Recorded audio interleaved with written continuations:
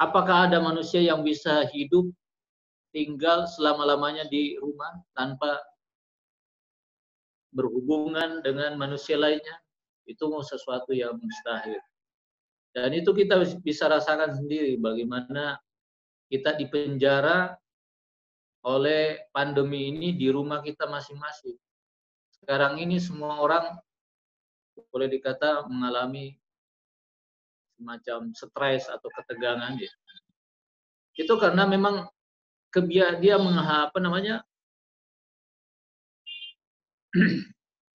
bertentangan dengan kebiasaan-kebiasaannya selama ini dilakukan. Interaksi sosial itu, hubungan manusia dengan yang lainnya ada harmonis. Sekarang ini kita lihat jaraknya sangat jauh. Itu bukan karena kondisi manusianya, tapi karena kondisi-kondisi eksternal yang menyebabkan manusia seperti itu. Semoga pandemi COVID ini segera berakhir sehingga kita kembali pada kehidupan yang normal. Istilah sekarang new normal ya. Walaupun tetap sebagian orang berhati-hati karena memang secara potensial diakui bahwa virus ini yang pertama belum memiliki vaksin, dan yang kedua masih gentayangan di luar. Jadi masih memungkinkan orang bisa mengalami atau terkena virus ini kalau tidak berhati-hati. Oke, kita kembali bahwa hari ini insya Allah saya mencoba menggambarkan atau memberikan penjelasan tentang kedudukan tetangga di dalam Islam dan bagaimana adab-adab kita terhadap tetangga kita. Yes. Yang pertama, mungkin yang perlu kita garis bawahi adalah siapa tetangga itu. Mungkin ada orang bertanya, oke, kedudukan tetangga sangat mulia dalam Islam, tapi batasan tetangga itu bagaimana? Apakah Islam memberikan batasan seseorang itu disebut tetangga? Iya, di dalam banyak hadis memang ada beberapa batasan yang diberikan oleh Islam berhubungan dengan tetangga. Yang masyhur itu, hadis yang masyhur adalah bahwa seseorang dikatakan tetangga itu apabila dari setiap sisi rumahnya itu 40 rumah. Jadi sisi kanan 40, sisi kiri 40, depan 40, dan belakang 40. 40 rumah. Tapi ada juga hadis yang menyatakan 10 rumah. Ya, 10 ke kanan, 10 kiri, 10 ke depan, dan 10 belakang. Ada juga ulama menyatakan sebenarnya batasan ini bukan tidak sebagaimana dalam hadis.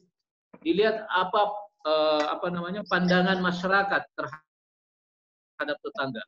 Sekarang ini misalnya seseorang dikatakan tetangga itu seperti apa? Ya, pandangan masyarakat seperti apa? Umumnya kita katakan tetangga kalau misalnya sekitar 2, 3, 4, 5 rumah dari setiap sisi rumah kita.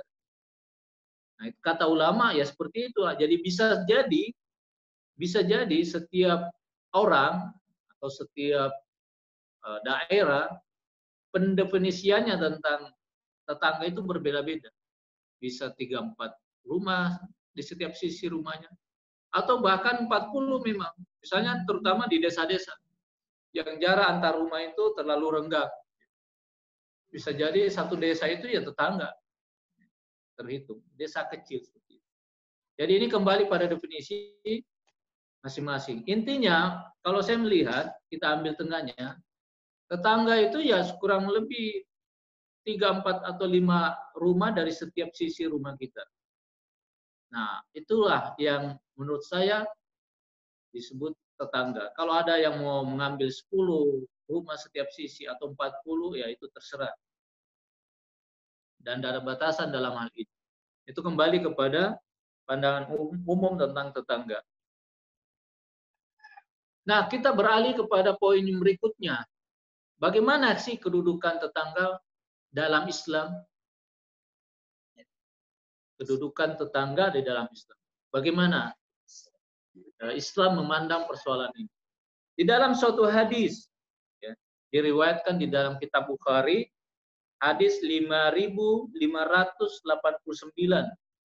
atau hadis riwayat Muslim, hadis ke-70, itu dikatakan, man kana yu'minu billahi wal yawmil akhir fal yukrim jarahu. Artinya apa? Jadi katakan barang siapa yang beriman kepada Allah dan hari akhir, maka ia hendaknya memuliakan tetangga. Jadi sikap kita memuliakan tetangga, menghormati tetangga, itu dihubungkan dengan keimanan kita kepada Allah dan hari akhir. Bayangkan, kedudukan tetangga seperti itu mulianya. Artinya kemuliaan tetangga itu berhubungan dengan keimanan kita. Ya. Jadi siapa yang beriman pasti memuliakan tetangga. Sebaliknya barang siapa yang tidak beriman niscaya memuliakan tetangganya. Jadi Islam menempatkan tetangga itu sedemikian mulia sampai-sampai memposisikan memuliakan tetangga itu sama dengan keimanan kepada Allah dan hari akhir. Jadi barang siapa yang beriman kepada Allah dan hari akhir, hendaknya ia memuliakan tetangga. Artinya keimanan kita, derajat keimanan kita, derajat surga kita, itu sejauh mana kita memuliakan tetangga. Semakin besar kita memuliakan tetangga, menghormati tetangga, menjunjung tinggi mereka, menjaga hak-hak mereka, maka semakin besar pula keimanan kita kepada Allah dan semakin tinggi pula derajat kita nanti di akhirat. Artinya surga kita semakin luas dan besar. Coupling kita di sana semakin luas. Nah, sekarang ini menjadi hal yang sangat kita diberi kesempatan emas oleh Allah Subhanahu wa taala bahwa setiap kita ini punya tetangga. Nah, kesempatan berbuat baik kepada tetangga, memuliakan mereka, menghormati mereka. Kita diberi kesempatan oleh Allah Subhanahu wa taala untuk meningkatkan keimanan kita kepadanya, serta menyempurnakan kehidupan kita di akhirat dengan cara memuliakan tetangga. Nanti saya rinci apa saja sih hak-hak tetangga, itu nanti pada sesi berikutnya. Kita sudah memahami bahwa memuliakan tetangga berhubungan dengan keimanan kepada Allah dan hari akhirat. Itu kedudukan tetangga. Terus di dalam satu hadis yang lain dikatakan, di dalam hadis Bukhari hadis ke-6014 dan hadis Muslim 2625. Itu Rasulullah bersabda, Jibril senantiasa menasihati tentang tetangga. Hingga aku mengira bahwa tetangga itu akan mendapatkan bagian dari harta waris. Jadi rupanya Jibril alaihissalam itu senantiasa mendatangi Rasulullah dan mewanti-wanti, memberikan penekanan terhadap tetangga. Sampai-sampai Rasulullah mengira, oh jangan-jangan nanti tetangga ini punya hak terhadap warisan. Saking pentingnya, artinya tetangga itu kedudukannya seperti keluarga kita sendiri. Keluarga yang paling dalam lagi, lingkaran pertama, kalau boleh dikatakan. Ya. Misalnya, siapa sih hak waris orang, bapak ibu? anaknya. Nah, kalau tetangga seakan-akan diumpamakan mendapatkan harta warisan, berarti tetangga itu kedudukannya seperti keluarga kita sendiri. Cuma memang tidak mendapatkan warisan. Jadi tetangga itu diposisikan oleh Islam seperti keluarga kita sendiri. Ini pentingnya tetangga. Terus di dalam poin yang berikutnya, kita ketahui bahwa tetangga itu memiliki kedudukan yang sangat mulia di sisi Islam, bagaimana yang saya telah jelaskan. Itu ada juga poin yang menyeru kita, memerintahkan kita untuk berbuat baik kepada tetangga.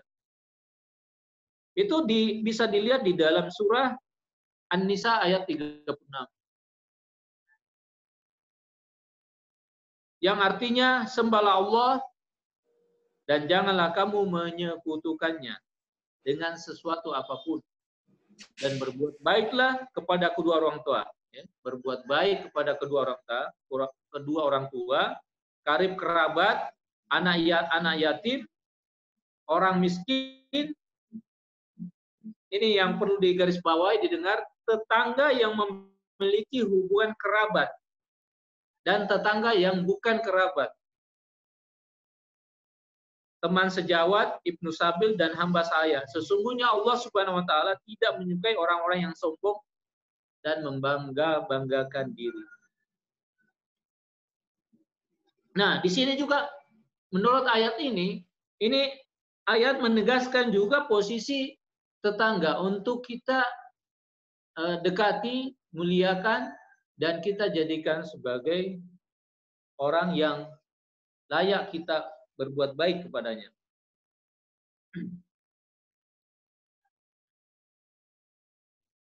Artinya bahwa tetangga itu di dalam Islam nanti itu memiliki hak sebagaimana hak-hak yang lain.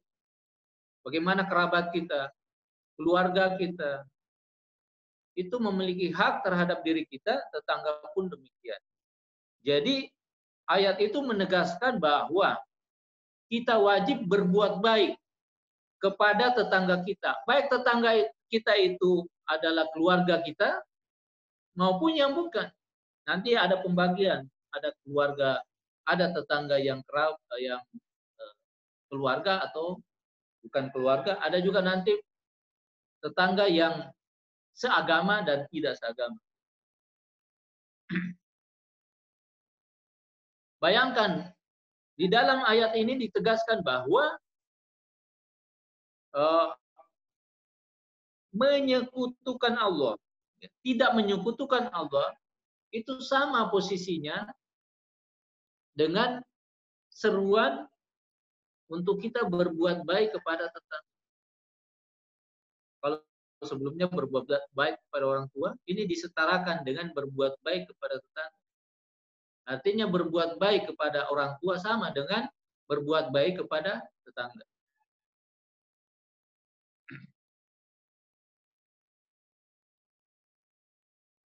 Di dalam satu hadis, di dalam hadis kitab At-Tirmizi, ya, Abu Daud dan Sahih kitab hadis lainnya, dikatakan bahwa Rasulullah bersabda, sahabat yang paling baik di sisi Allah adalah yang paling baik sikapnya terhadap sahabatnya. Kemudian dilanjutkan di dalam hadis tersebut, tetangga yang paling baik di sisi Allah, ya, adalah yang paling baik sikapnya terhadap tetangganya yang baik. Menarik sekali hadis ini.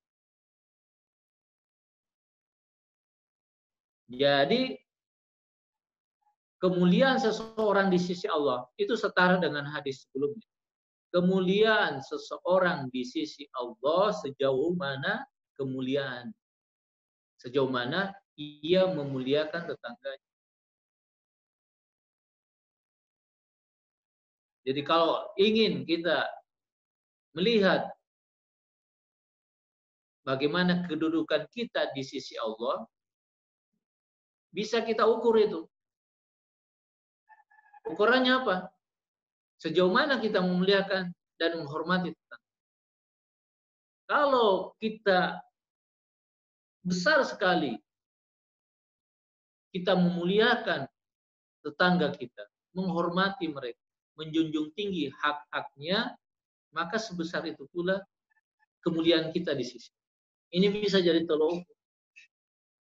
Mungkin ada orang bertanya, bagaimana sih kedudukan saya di sisi Allah? Ya lihat kedudukan kamu, lihat sikap kamu, perbuatan kamu terhadap tetanggamu. Kalau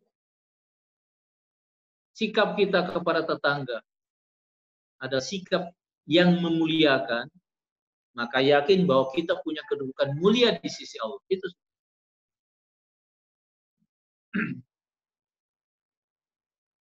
Terus, jadi ayat tersebut dan hadis tersebut itu menegaskan bagaimana kita dianjurkan. Bukan saja dianjurkan, tapi diperintahkan. Diperintahkan untuk berbuat baik kepada tetangga. Terus hadis yang lain bagaimana? Ada ancaman, ada semacam peringatan kepada kita jika kita berbuat buruk kepada tetangga. Ini hadis bisa dilihat di dalam hadis Bukhari, ya, hadis ke-6016 dan Muslim hadisnya ke-46. Bagaimana di dalam hadis ini ancaman dan peringatan yang keras bagi orang-orang yang berbuat buruk atau bersikap buruk kepada tetangga. Rasulullah Shallallahu Alaihi Wasallam bersabda, demi Allah. Jadi hadisnya itu memulai kata demi Allah, bersumpah, sumpah di. Wallahu. Hadisnya berbunyi demikian. Wallahu la yu'min. Wallahu la yu'min. Wallahu la yu'min. Jadi Rasulullah itu mengulangi 3 kali sumpah. Demi Allah, artinya demi Allah tidak beriman. Dan demi Allah tidak beriman. Dan demi Allah tidak beriman. 3 kali Rasulullah berkata. Kemudian ada yang bertanya, ya Rasulullah, siapa itu wahai ya Rasulullah? Beliau menjawab, orang yang tetangganya tidak aman dari kejahatannya.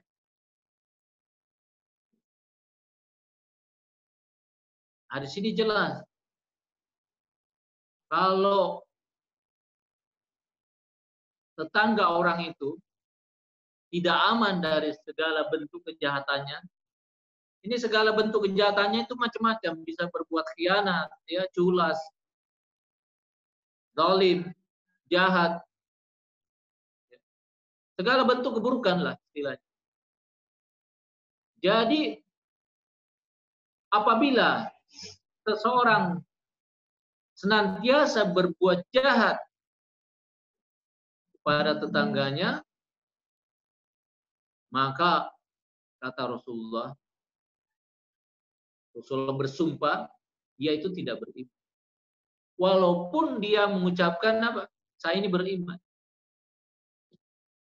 Jadi beriman itu sisi lain. Bisa saja dia orang muslim, tapi kalau dia menyakiti tetangganya, maka ketahuilah dia itu tidak. Jadi bukan kafir, tidak beriman. Jadi orang yang menyakiti tetangganya, ketahuilah, kata Rasulullah, dia itu tidak punya keimanan di dalam. Bahkan di dalam hadis yang lain menarik, barang siapa yang menyakiti tetangganya, baik dalam bentuk perkataan ya, maupun dalam perbuatan, kalau dia ngomong, tetangganya sakit mendengarnya, begitu pula sikap-sikapnya, maka kata Rasulullah dia itu di neraka. Walaupun kata Rasulullah dia itu puasa setiap hari, sholat malam tiap malam. Tapi kalau dia menyakiti tetangganya dengan dalam bentuk perkataan maupun perbuatan, kata Rasulullah dia itu di neraka. Dan hadis ini juga menegaskan kalau orang tidak beriman, ya memang posisinya di neraka.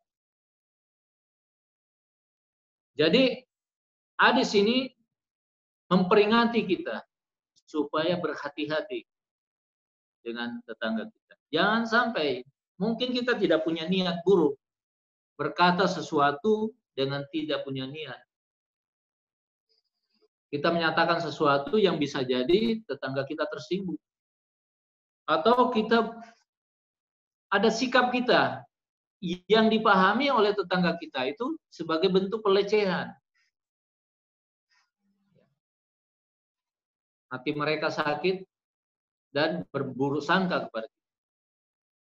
Karena itu kita dianjurkan untuk senantiasa mawas diri, berhati-hati terhadap perkataan dan perbuatan kita kepada tetangga. Jangan sampai hati mereka terluka oleh perkataan dan perbuatan kita.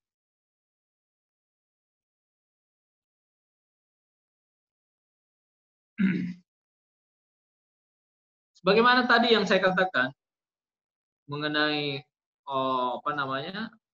orang yang menyakiti tetangga, di dalam hadis riwayat ya, Al-Hakim di dalam Al-Mustadrak, hadisnya sahih,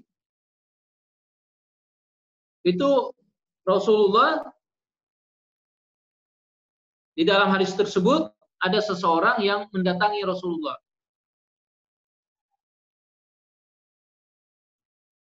Wahai Rasulullah, si fulana itu sering sholat malam dan puasa. Namun lisannya pernah menyakiti tetangganya. Kemudian Rasulullah bersabda, tidak ada kebaikan padanya. Ia di neraka. Jadi orang yang menyakiti tetangganya itu menurut Rasulullah dijamin masuk neraka. Jadi kalau mau lihat jaminan masuk neraka adalah lihatlah orang-orang yang suka menyakiti tetangganya dengan perkataan dan perbuatan. Walaupun dia melakukan berbagai macam syariat Islam seperti sholat dan puasa.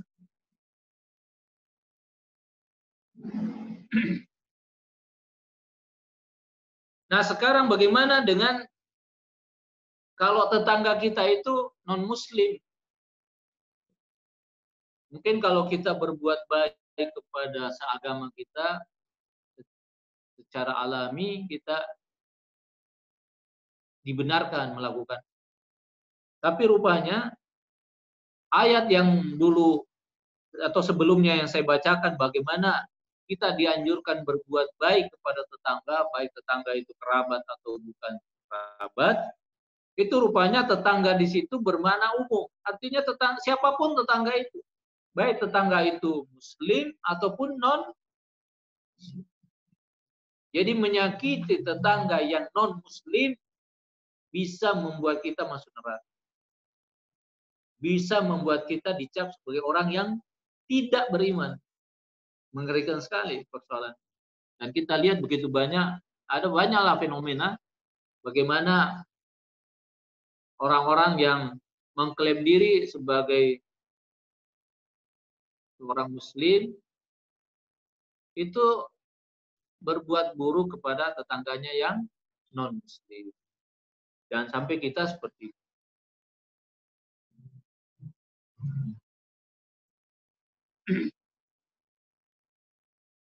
Jadi di dalam di dalam hadis, di dalam ayat yang berhubungan dengan tetangga, ya, semuanya itu bersifat umum dengan tidak melihat apakah tetangga itu muslim atau tidak muslim, yakni non muslim.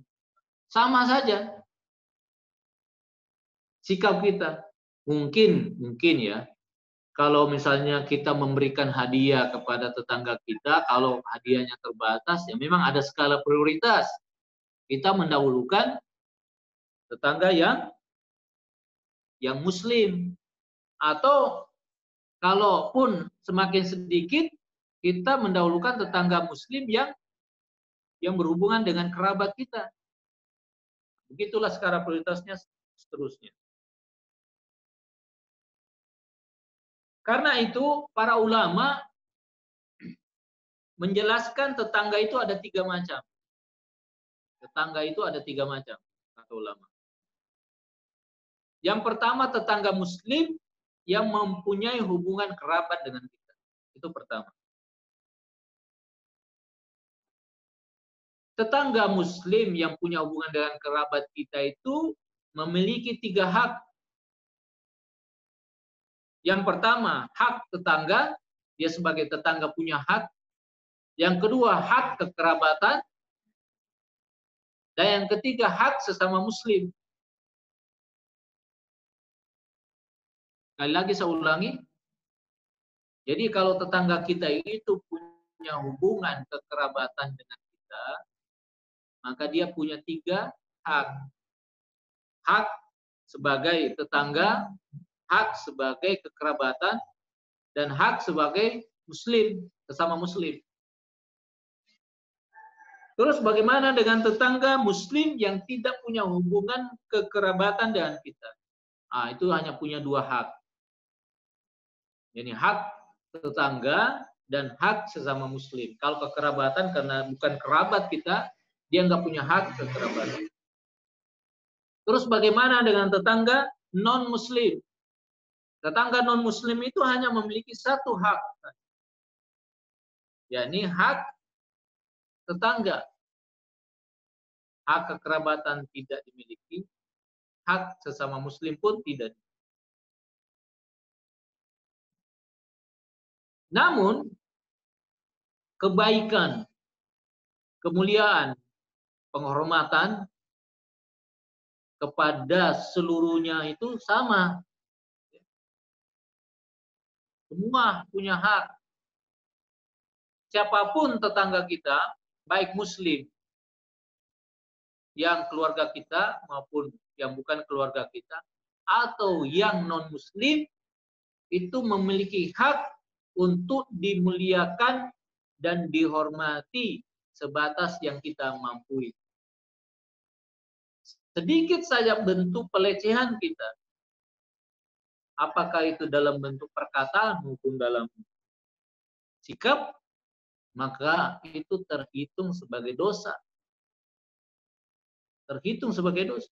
Jangan dipandang remeh persoalan ini. Itu ada ancaman neraka di dalamnya.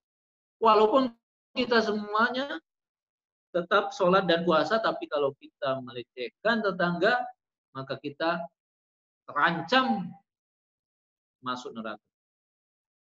Sebaliknya, kalaupun kita, misalnya puasa kita hanya puasa Ramadan yang wajib, sholat kita hanya sholat-sholat yang wajib saja, kalau kita memuliakan dan menghormati tetangga kita, maka itu ada jaminan surga. Tadi hadis yang pertama saya ungkapkan.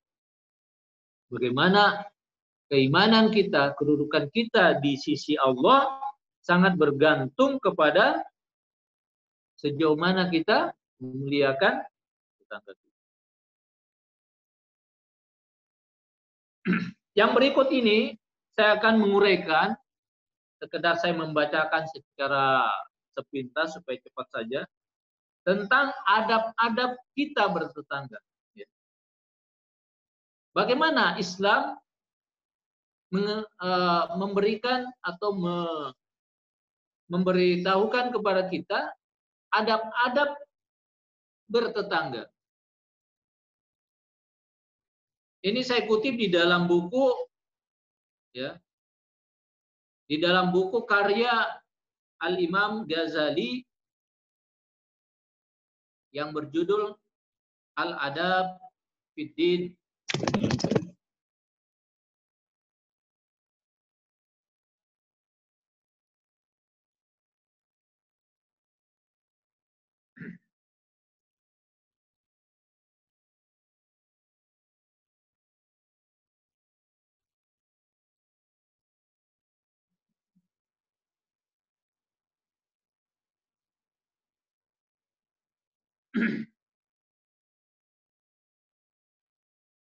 Imam Al-Ghazali di dalam kitabnya ini itu mengurai sekitar 12 adab yang berhubungan dengan tetangga kita. Ini nanti saya akan share di grup, tidak perlu ditulis.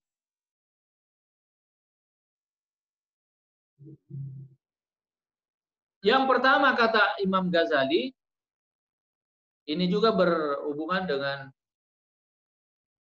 berbagai hadis yang dikutipnya. Yang pertama, adab kita di dalam bertetangga, pertama-tama mendahului menyampaikan salam. Setiap kali bertemu tetangga kita, usahakan kita mendahului memberikan salam kepadanya. Bagaimana kalau non-muslim? Bilang saja assalamualaikum. Atau mengucapkan selamat pagi atau selamat malam.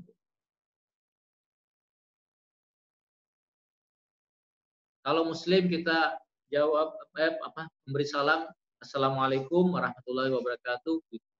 Usahakan lengkap salamnya karena salam kalau lengkap lebih banyak pahalanya. Jadi yang pertama adabnya adalah mendahului menyampaikan salam. Yang kedua adabnya adalah tidak lama-lama berbicara. Misalnya kalau kita bertemu tetangga di luar, misalnya berpapasan di luar, kita jangan lama berbicara di situ. Dia mungkin punya kebutuhan, mungkin punya kepentingan. Jangan sampai dia karena nggak enak sama kita, dia terhalangi.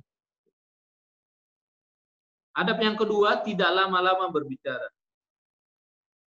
Usahakan bicaranya singkat dan padat. Kalau bisa, kenapa Islam menganjurkan kita tidak lama berbicara? Itu banyak masalah itu, terutama bagi kaum perempuan, itu biasanya masuk ke wilayah bagi menggibah atau memfitnah dan sebagainya. Nah, kalau kita membatasi diri kita tidak lama berbicara ketika bertemu dengan tetangga, maka hal-hal seperti itu bisa terhindar. Yang ketiga, tidak banyak bertanya. Kalau bertemu tetangga, jangan banyak bertanya. Misalnya kalau berpapasan mau keluar rumah, misalnya pas mau keluar rumah, ya cukup bertanya, mau kemana Bu? Mau kemana Pak? Kalau dijawab mau ke pasar, udah cukup, nggak usah lagi lanjutkan. Mau beli apa misalnya? Nggak usah. Cukup satu pertanyaan atau dua yang sesuai dengan kondisi. Kemudian yang keempat, adab yang keempat, kalau tetangga kita sakit, kita jenguk. Usahakan kita jenguk. Kalau kita nggak punya waktu, mungkin istri kita punya waktu, istri yang jenguk. Atau kita nggak punya waktu, mungkin ibu bapak atau ininya keluar rumah, ya anaknya yang menjenguk. Siapapun lah anggota keluarga yang mewakili menjenguk kalau tetangga kita sakit. Kalau semuanya tidak ada di tempat, sekarang ini dengan telepon, dengan WA, dengan video call, kita bisa menelpon tetangga kita dan berdoa supaya mereka itu cepat sembuh dan menanyakan tentang keadaannya. Banyak cara sekarang. Yang kelima, adab yang kelima, jadi kalau tetangga kita itu tertimpa musibah, apakah kematian, ataukah kecurian, ataukah macam-macam musibah atau peristiwa yang pahit yang menimpa tetangga kita, maka kita sebaiknya berbela sungkawa, mengucapkan rasa kepedihan yang sedalam-dalamnya pada mereka, menghibur mereka, dan menganjurkan mereka untuk tetap dalam kesabaran. Yang keenam, adab yang keenam adalah ikut bergembira di dalam kegembiraannya. Jadi kalau mereka misalnya dapat keberuntungan, anaknya misalnya diterima di universitas yang favorit, atau suaminya naik pangkat, istrinya dapat pekerjaan baru. Intinya hal-hal yang menghadirkan kegembiraan. Kalau kita tahu, maka kita pun sebaiknya mengucapkan rasa kegembiraan yang besar kepada mereka, mengucapkan selamat kepada mereka. Ya. Yang ketujuh adalah berbicara dengan lembut, baik kepada anak tetangga maupun kepada pembantunya.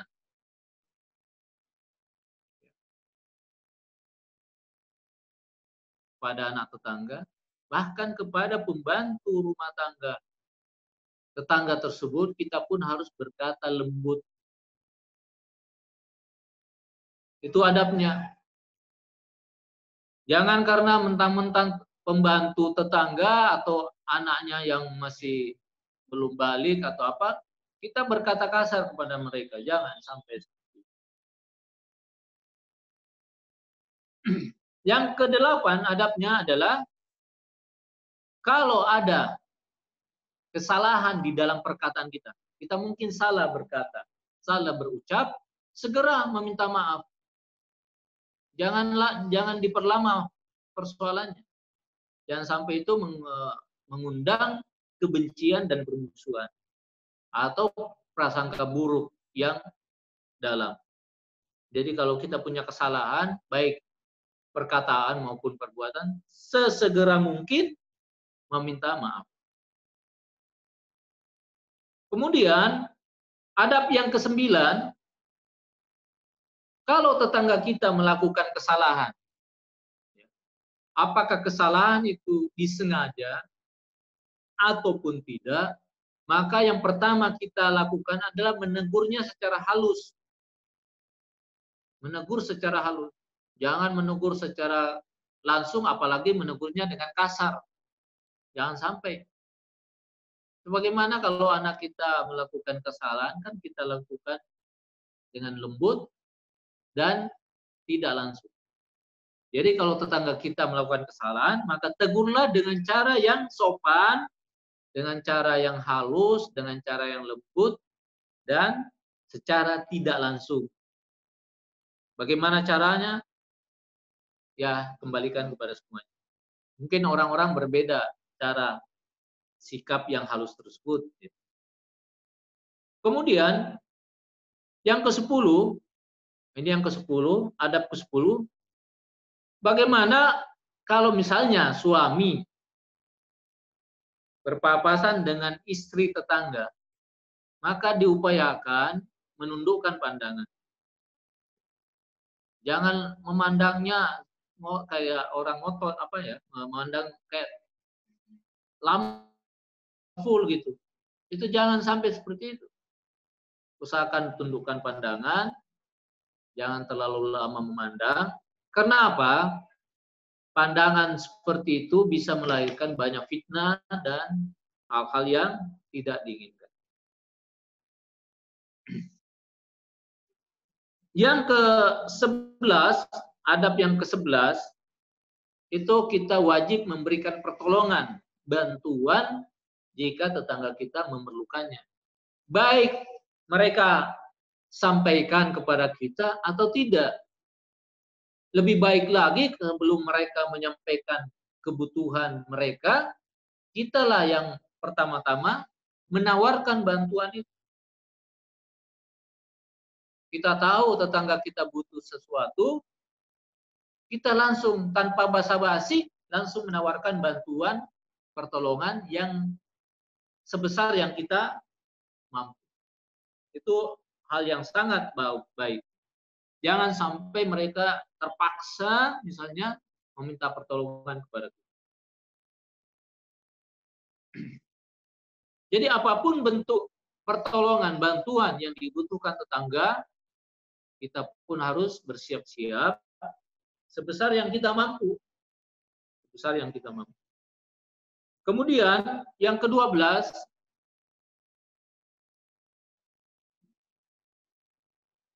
ini berhubungan dengan pembantu perempuan tetangga. Misalnya kita berpapasan dengan pembantu perempuan tetangga, kalau bisa jangan terlalu akrab dengan mereka. Kurangi atau ada jarak pergaulan dengan pembantunya.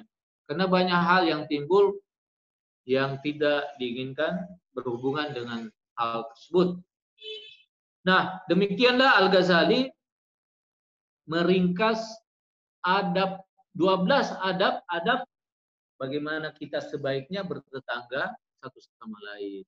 Ya, mungkin demikian dari saya dulu. Kalau ada pertanyaan, silakan. Saya kembalikan kepada Ibu Andi nanti. Terima kasih Ustaz, luar biasa. Betapa pentingnya kita bertetangga itu, karena menurut Ustaz bisa memuliakan kedudukan kita, juga bisa menjadikan kita tidak beriman. Masya Allah. Ya. Dan ada 12 adab-adab, itu nanti di-sharing oleh Ustaz ke grup. Insyaallah, Bu. Bagi yang tidak ada di grup, bisa nonton di YouTube Hasanah, karena kita rekord Ustaz selama memaparkan materi ini, saya nggak bisa diulangin lagi. Alhamdulillah. Sudah hadir banyak sekali, Bu Dharma juga sudah ada, Ibu Cia, Ibu Andi Ati, alhamdulillah. Dan kita masuk ke sesi tanya jawab. Ini kok pakai masker semuanya kan? Kan di rumah ini. Ini sangat beradab. Udah terbiasa pakai masker. Iya, Ustaz. Alhamdulillah. Saya pakai masker, Ustaz, saya bertetangga Ibu Andi. Pakai masker, Ustaz, saya bertetangga Ibu Andi. Oh. Bu Andi Ati. Ya, jadi saya pakai masker, dia dekat-dekati Kak Ustaz. Oh iya. Waktu kita masih bisa 15 menit, Ibu-ibu, silakan. Iya. Silakan kalau ada yang mau bertanya. Bertanya Meki, langsung. Andi Ati mau bertanya, Ustaz. Triani, Ya, biasanya nih. Bertanya Meki. Assalamualaikum, Ustaz. Waalaikumsalam warahmatullahi.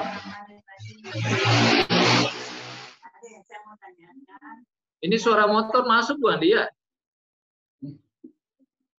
Kenapa?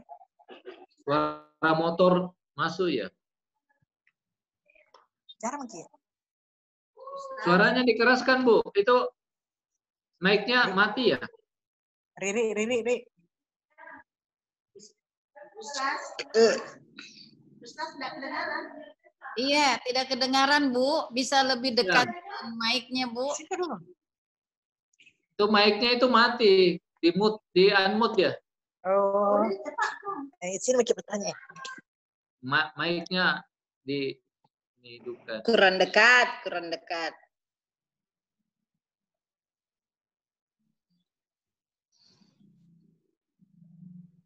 Mulai, Mi. Silakan Bu Andi Ati. Ya, bismillahirrahmanirrahim. Assalamualaikum warahmatullahi wabarakatuh. Waalaikumsalam. Ustaz, saya mau bertanya. Ya, ada silakan, Bu. tetangga, sahabat juga, kayak saudara. Tapi dia terlalu egois.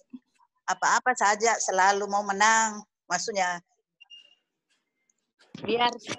biar salah, lalu dia yang menang. Bagaimana caranya menghadapi orang yang begitu, Ustaz?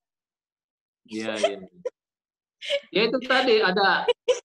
Jadi Al-Ghazali itu memberikan tips. Salah satunya adalah menegur dengan cara yang halus.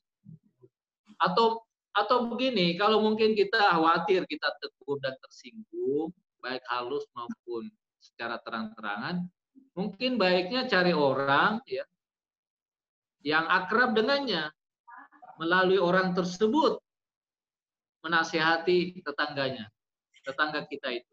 Ustaz, dia tidak mau menerima saran dari orang lain. Pokoknya dia yang selalu benar. Itu dia sih.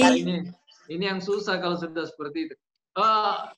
Kira-kira mungkin yang bisa dia terima mungkin saudaranya atau orang tuanya. Bisa lewat saudaranya atau orang tuanya, Bu. Kasih nasihat. Ibu Yantika. Atau Ibu Andi Tendri nanti yang datangi. Masya Allah. Suruh ikut aja kajian Ustaz. Ya. Kajian Nah, itu cara yang halus, Bu Andi. Jadi suruh ikut kajian, nanti di kajian itu ada pencerahan. Ya. Ustaz ke kajian, tapi dia tidak mau. Oh. Abaikan aja. Wah, ini yang susah ini, banyak apa ya, bagaimana caranya? Bu Marni kenapa? Didoakan, Pak. Ya, itu salah satu cara. Doakan. Ya. Doakan. Dan ini saya lupa, salah satu hal yang sangat ditekankan kepada kita. Jadi kalau tetangga kita model seperti itu, egois atau terkadang melakukan hal-hal yang kita tidak senangi, maka kita itu kalau susah sekali dinasihati, kita yang harus bersabar. Iya. Kita diminta bersabar. Karena rupanya, ya memang itu kelihatannya gejala umum seperti itu. Jadi memang Islam mengajarkan kepada kita, kalau mendapatkan tetangga seperti itu, kita yang harus bersabar. Sambil terus berdoa dan melakukan upaya-upaya supaya sikap dan perbuatannya mengalami perubahan. Karena kalau kita bersabar di dalam, itu kan tetangga yang model seperti itu sebenarnya tanda kutip musibah ya. Kalau kita bersabar di dalam musibah, maka kita dapat pahala. Salah satunya bersabar terhadap model tetangga yang egois seperti itu. Kalau nggak bisa ditegur ya. Intinya jangan sampai sikap dan perbuatannya itu semakin buruk kepada kita, itu yang harus dijaga. Jadi kalau kita tahu kita menegurnya secara langsung atau tidak langsung, sikapnya semakin buruk kepada kita, itu jangan dilakukan. Kalau kita tahu kalau kita tegur sikapnya semakin buruk, jangan kita tegur dia, biarin aja dulu. Sampai terus berdoa kepada Allah dan bersabar. Intinya bersabar terhadap tetangga yang egois. Baik, terima kasih Ustaz jawabannya. Mudah-mudahan Bu Andiati bisa paham. Bisa bersabar. Nah, karena sebenarnya masalahnya bisa dikirimkan telur asin tak yang enak sekali itu. Pasti. Nah, itu mungkin. Ada telur asinnya Bu Andiati, Ustaz enak sekali. Oh, itu ya. Kirimkan tetangga yang suka menzolimi itu. Ya. Tetangga jauh juga seperti saya dikirimi juga enggak apa-apa.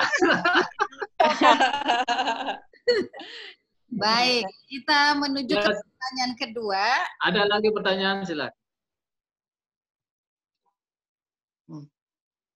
Ibu Sutriani biasanya. Saya Bu Andi. Ya, Bu Sumarni, silakan Ibu. Silakan. Ya, terima kasih. Mohon maaf lahir batin, baru ketemu. Semoga kita semua dalam maaf lahir batin. Walafiat, amin. Semoga dimuliakan Allah Subhanahu Wa Taala. Hidayah, amin. saya tertarik sekali tadi mengenai tetangga.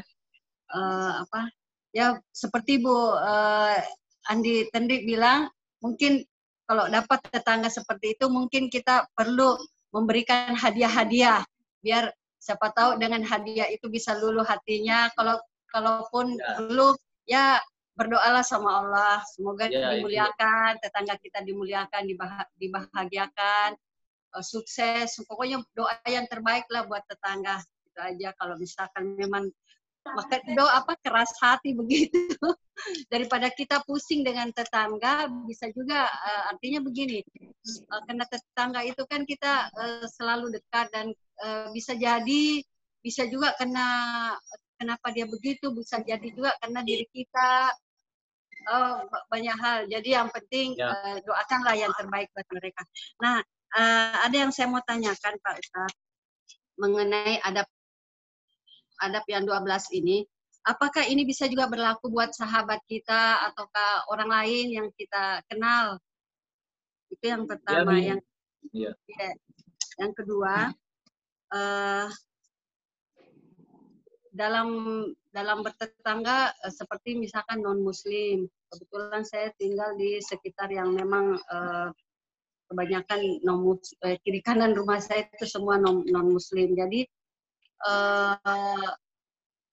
apakah misalkan kalau hari raya saya bawakan sesuatu kepada tetangga saya yang non Muslim, terus kalau hari raya mereka terus dia bawakan juga sesuatu, tapi kalau dari kita kan udah pasti mereka bisa makan, tapi kalau dari dia kita kan belum tentu bisa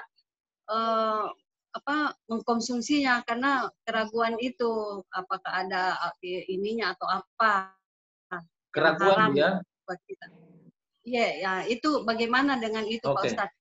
Sementara kalau enggak diterima, oke lah diterima, tapi tidak dimakan, itu bagaimana hukumnya? Terima kasih. Assalamualaikum warahmatullahi wabarakatuh. Iya, pertanyaan pertama mengenai adab-adab itu itu sebenarnya bisa diterapkan kepada siapapun. Itu hanya berhubungan dengan tetangga, tapi sebenarnya bisa diperluas dengan sahabat-sahabat yang lainnya. Terus mengenai hadiah dari tetangga yang non Muslim, kalau yang mungkin yang paling repot itu kalau makanan, Bu Warni ya. Nah, kalau kita, tapi umumnya itu sekarang ini tetangga non Muslim, kalaupun ya memberikan makanan kepada kita, makanan jadu, itu biasanya dia sudah tahu orang Muslim tidak makan anjing, ya, tidak makan babi, dan tidak makan makanan yang diharamkan secara syar'i oleh Islam. Gitu. Kalau misalnya dia bawakan kita daging, ya, kita ragu apakah daging itu daging babi atau tidak. Kalau sepanjang ragu Bu Warni, itu tidak masalah, ambil aja, makan aja. Karena hukum berlaku kalau kita yakin. Hukum berlaku kalau kita yakin. Kita yakin bahwa daging yang dibawakan itu adalah babi. Kalau kita makan ya berdosa. Tapi kalau kita ragu apakah itu daging babi atau tidak, atau bercampur, ya, misalnya daging sapi, tapi bisa jadi wajannya dia digunakan untuk juga daging babi atau daging, intinya bercampur. Kalau kita ragu, ya, ini harus digarisbawahi. Kalau kita ragu apakah itu bercampur dengan minyak babi atau tidak, maka itu halal dimakan. Ragu ya Bu, halal dimakan, tidak ada masalah. Kalau kemudian nanti kita ketahui, yakin bahwa bercampur, maka apa yang kita sudah makan itu tidak membuat kita berdosa, tidak ada masalah. Allah tidak menghukumi. Nah, nanti lain kali kalau misalnya kita sudah yakin, seyakin-yakinnya bahwa makanannya itu bercampur, ya nggak apa-apa, dari makanannya diterima, kasih ke kucing. Jangan sampai misalnya kita menolak, dia tersinggung. Jadi kita juga dianjurkan menjaga hati, perasaan tetangga kita, karena itu bagian dari hak bertetangga. Mungkin demikian Bu Warni. Masih bisa satu pertanyaan, kita masih bisa sekitar 2 menit. Silahkan, pertanyaan terakhir. Ya, saya cuma mau minta maaf Bu Andi, tidak on kamera Ustadz, ini lagi. Mana kameranya? Ya, tidak on kamera, lagi menghemat Ustadz. Oh iya. Tapi kalau dibutuhkan saya bisa buka kok kameranya. Ada. Insya Allah pertemuan berikutnya, insya Allah. Yang penting suaranya Bu yang. Iya, suara saya mantap masuk, Tat. Iya, Terima kasih. masuk. Silakan Bu. Ada pertanyaan tak, Bu Suar? Ada pertanyaan tak? Tidak ada, Ji, Bu Andi. Tinggal menjalankan ini. Semua jelas dan tegas. Tinggal diamalkan. Iya, betul. Terima kasih.